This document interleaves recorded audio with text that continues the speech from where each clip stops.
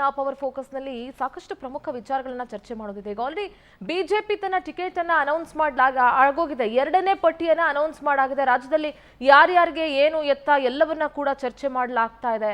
ಆದ್ರೆ ಬಿಜೆಪಿಗೆ ಏನಾಗಿದೆ ಪ್ರಾಬ್ಲಮ್ ಅಂತಂದ್ರೆ ಬಿಜೆಪಿನೇ ಮುಳುವಾಗುತ್ತಾ ಅನ್ನುವಂತ ಬಹುದೊಡ್ಡ ಪ್ರಶ್ನೆ ಇದೆ. ಯಾಕಂದ್ರೆ ಬಂಡಾಯದ ಬೇಗುದಿ ಇದೆಯಲ್ಲ, ಅದು ಒಳೇಟಿನ ಘಾಟು ಅಂತ ಹೇಳ್ತೀವಲ್ಲ, ಅದೆಲ್ಲವೂ ಕೂಡ ಈ ಬಾರಿ ಬಿಜೆಪಿಗೆ ಅಪ್ಲೈ ಆಗುವಂತ ಎಲ್ಲ ಲಕ್ಷಣಗಳು ಕೂಡ ಸಾಧ್ಯತೆ ಇದೆ, ಕಾಣಿಸ್ತಾ ಇದೆ ಆ ಲಕ್ಷಣಗಳು. ಯಾಕಂದ್ರೆ ಸ್ವಪಕ್ಷದ ವಿರುದ್ಧವೇ ಸ್ವಪಕ್ಷದವರೇ ಇಲ್ಲಿ ಕಿಡಿಕಾರ್ಕೊಳ್ತಾ ಇದ್ದಾರೆ, ಒಬ್ರಿಗೊಬ್ರು ಕಿತ್ತಾಡ್ಕೊಳ್ತಾ ಇದ್ದಾರೆ. ಅವ್ರ ಮೇಲೆ ಇವರು, ಇವ್ರ ಮೇಲೆ ಅವರು.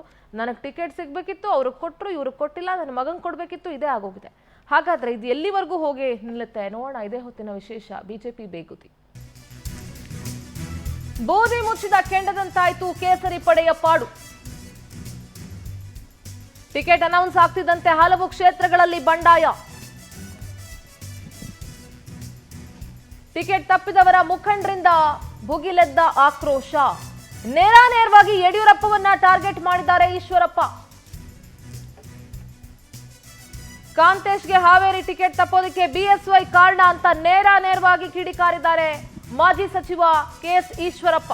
ಧಾರವಾಡ ಹಾವೇರಿ ಟಿಕೆಟ್ ಸಿಗದೆ ಶೆಟ್ಟರ್ ಕೂಡ ಸಿಡಿಮಿಡಿಗೊಂಡಿದ್ದಾರೆ.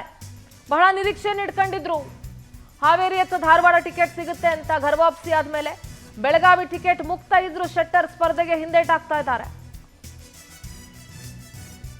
ಕೊಪ್ಪಳದಲ್ಲಿ ಸಂಸದ ಸಂಗಣ್ಣ ಕರಡಿ ಬೆಂಬಲಿಗರು ಕೂಡ ಆಕ್ರೋಶವನ್ನ ವ್ಯಕ್ತಪಡಿಸಿದ್ದಾರೆ. ಬಸವರಾಜ್ ಅವರಿಗೆ ಟಿಕೆಟ್ ಕೊಟ್ಟಿದ್ದಕ್ಕೆ ಪಕ್ಷದ ಕಚೇರಿಗೆ ನುಗ್ಗಿ ಕಲ್ಲು ತೂರಿ ಪೀಠೋಪಕರಣಗಳನ್ನ ಧ್ವಂಸ ಮಾಡಿ ಕಿಟಕಿ ಗಾಜುಗಳನ್ನೆಲ್ಲ ಪುಡಿ ಮಾಡಿ ಹಾಕಿದ್ದಾರೆ. ದಾವಣಗೆರೆಯಲ್ಲಿ ರವೀಂದ್ರನಾಥ್ ಬೆಂಬಲಿಗರಿಂದ ಆಕ್ರೋಶ.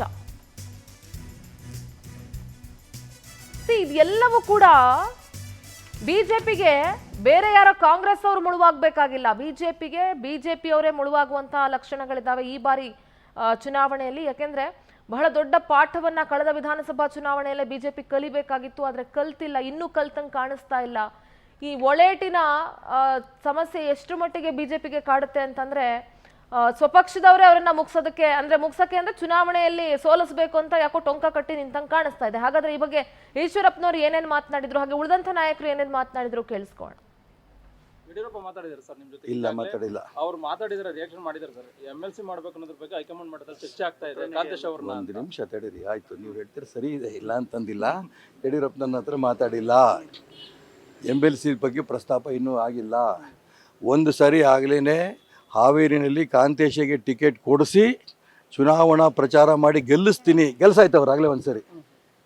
ಅವ್ರ ಮಾತನ್ನು ನಂಬಿ ನನ್ನ ಮಗ ವರ್ಷಗಟ್ಟಲೆ ಓಡಾಟ ಮಾಡಿ ಅಲ್ಲಿ ಎಲ್ಲ ಜನರ ಮನಸ್ಸನ್ನು ಗೆದ್ದು ಎಲ್ಲ ಸಾಧು ಸಂತರ ಮಠಗಳಿಗೆ ಹೋಗಿ ಅವರೆಲ್ಲರೂ ಆಶೀರ್ವಾದ ತೊಗೊಂಡು ಇನ್ನೇನು ಟಿಕೆಟ್ ತೊಗೊಂಡು ಗೆಲ್ತಾನೆ ಅನ್ನೋಂಥ ಸಂದರ್ಭ ಬಂದಂಥ ಸಂದರ್ಭದಲ್ಲಿ ಟಿಕೆಟನ್ನು ಕೊಡ್ದಂಗೆ ಮೋಸ ಮಾಡಿದವರು ಮಾನ್ಯ ಯಡಿಯೂರಪ್ಪನವರು. ಟಿಕೆಟೇ ಕೊಡಿಸ್ತೀನಿ, ಟಿಕೆಟು ಕೊಡಿಸ್ತೀನಿ, ಓಡಾಟನೂ ಮಾಡ್ತೀನಿ ಅಂತ ಹೇಳಿ ಮೋಸ ಮಾಡಿದವರು ಈಗ MLC ಇದು ಮತ್ತೊಮ್ಮೆ ಮುಗಿತುಪ್ಪ ಹಚ್ಚೋ ಪ್ರಯತ್ನ ಮಾಡ್ತೀನಿ. ಹೆಂಗೆ ನಂಬ್ತೀರಿ ಇವ್ರನ್ನ? ನನಗೆ ಮಂತ್ರಿ ಮಾಡ್ತೀನಿ ಅಂತ ಹೇಳಿದರು. ನನಗೆ ಕ್ಲೀನ್ ಚಿಟ್ ಕೋರ್ಟಿಂದ ಸಿಗ್ತಿದ್ದಂಗೆ 2-3 ದಿನದಲ್ಲೇ ಈಶ್ವರಪ್ಪ ಮಂತ್ರಿ ಆಗ್ತಾರೆ. ಯಾಕೆ ಮಾಡಲಿಲ್ಲ? ಇಡೀ ಕರ್ನಾಟಕ ರಾಜ್ಯದಲ್ಲಿ ಚಿಕ್ಕಮಗಳೂರು ಕ್ಷೇತ್ರದಲ್ಲಿ ಆದಷ್ಟು ಶೋಭಾ ವಿರುದ್ಧ ಗೋಬ್ಯಾಕ್ ಶೋಭಾ ಅಂತ ಆಗಿದ್ದು ಇನ್ನೆಲ್ಲೂ ಆಗಿಲ್ಲ. ಅಂಥ ಶೋಭನ್ಗೆ ಚಿಕ್ಕಮಗಳೂರು ತಪ್ಪಿಸಿ ಸದಾನಂದಗೌಡ ಕ್ಷೇತ್ರದಲ್ಲಿ ಸಾಮಾನ್ಯ ಜನ ಸದಾನಂದಗೌಡರು ಬೇಕು ಅನ್ನೋಂಥ ಕ್ಷೇತ್ರದಲ್ಲಿ ಬೆಂಗಳೂರು ಉತ್ತರಕ್ಕೆ ಯಾಕೆ ಶೋಭನ್ ಕರ್ಕೊಂಬಂದು ಹಾಕಿದ್ರು?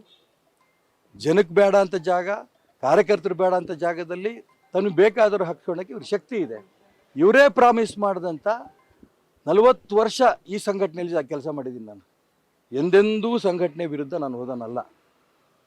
ರಾಯಣ್ಣ ಬ್ರಿಗೇಡ್ ಮಾಡಿದ್ವಿ, ಲಕ್ಷಾಂತರ ಜನನ ಅವ್ರ ಸಂಘಟನೆ ಆಗಿತ್ತು. ಎಲ್ಲಿ? ಕೂಡಲ ಸಂಗಮದಲ್ಲಿ.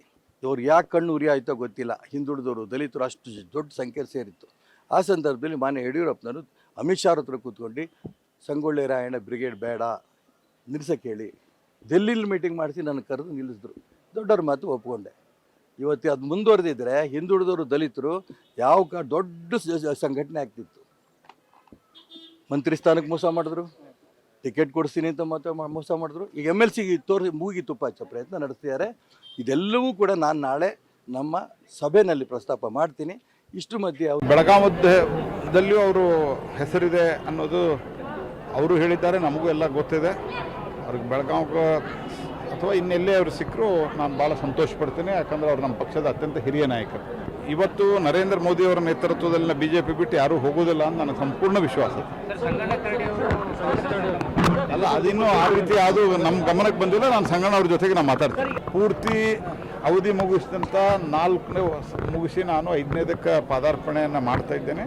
ಮೋದಿ ಸರ್ಕಾರದ ಅವಧಿಯಲ್ಲಿ, ಮೋದಿಯವರ ಕಾಲಘಟ್ಟದಲ್ಲಿ ಮತ್ತು ಇವತ್ತಿನ ನಮ್ಮ ಅಭಿವೃದ್ಧಿ ಹೊಂದುತ್ತಿರುವ ಅಥವಾ ವಿಕಸಿತ ಭಾರತದತ್ತ ದಾಪುಗಾಲಿಡುವಂಥ ಭಾರತದಲ್ಲಿ ಧಾರವಾಡ ಕೂಡ ವಿಕಸಿತ ಧಾರವಾಡ ಆಗ್ತಾ ಇದೆ. ಹಾಗಾಗಿ ಜನ 5ನೇ ಸರ್ತಿನೂ ಆಶೀರ್ವಾದ ಮಾಡ್ತಾರೆ. ಇದೊಂದು ದಾಖಲೆ ಅಲ್ಲ, ಒತ್ತಡ ಆಗ್ತಾರೆ ಕಾರ್ಯಕರ್ತರು. ಬಟ್ ಯಾವುದಾದ್ರೂ ಕೂಡ ಈಗ ಕಾರ್ಯಕರ್ತರು ನೋವಾಗಿರ್ತದೆ. ಸದ್ಯದ ಮಟ್ಟಿಗೆ ಅವ್ರಿಗೆ ಅವ್ರನ್ನ ಸಮಾಧಾನ ಪಡಿಸ್ತಕ್ಕಂಥ ಕೆಲಸ ಮಾಡಬೇಕಾಗುತ್ತೆ.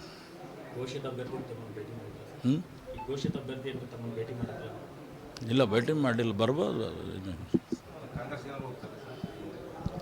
ಅಲ್ಲ, ನೀವೇ ಕೇಳ್ತೀರಿ ಎಲ್ಲ. ಹಾಂ, ಭೇಟಿ ಯಾರೂ ಆಗಿಲ್ಲ ನನಗೆ. ಕೆಲವು ನಾಯಕರು ನನಗೆ ಕರ್ಟಸಿ ಕಾಲ್ ಮಾಡಿದ್ರು ಅಷ್ಟೇ. ನಿಮ್ಮ ಹಿರಿತನಕ, ನಿಮ್ಮ ಕೆಲಸ ಕಾರ್ಯಗಳಿಗೆ ನಿಮಗೆ ಮಿಸ್ ಆಗಿರೋದು ನಾವು ಕೂಡ ವಿಷಾದ ವ್ಯಕ್ತಪಡಿಸ್ತೀವಿ ಅಂತ ಹೇಳಿದ್ದಾರೆ. ಬಟ್ ಉಳಿದದ್ದು ಯಾವ ಚರ್ಚೆ ಮಾಡಿಲ್ಲ ಯಾರು. ಅಲ್ಲ, ಒತ್ತಡ ಆಗ್ತಾರೆ ಕಾರ್ಯಕರ್ತರು. ಬಟ್ ಯಾವುದಾದ್ರೂ ಕೂಡ ಈಗ ಕಾರ್ಯಕರ್ತರು ನೋವಾಗಿರ್ತದೆ. ಸದ್ಯದ ಮಟ್ಟಿಗೆ ಅವ್ರಿಗೆ ಅವ್ರನ್ನ ಸಮಾಧಾನ ಪಡಿಸ್ತಕ್ಕಂಥ ಕೆಲಸ ಮಾಡಬೇಕಾಗುತ್ತೆ.